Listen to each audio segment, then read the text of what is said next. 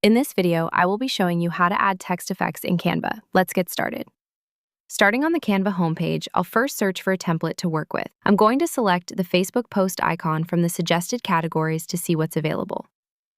Now I'll browse through the extensive library of templates. There are so many great designs here for all kinds of themes, from holiday greetings to business announcements and event flyers. I'm looking for a layout with clear, bold text that will really show off the different effects. I found a design I like, this campaign guidelines orientation template. I'll click on it to see the full preview and then select Customize this template to open it in the editor.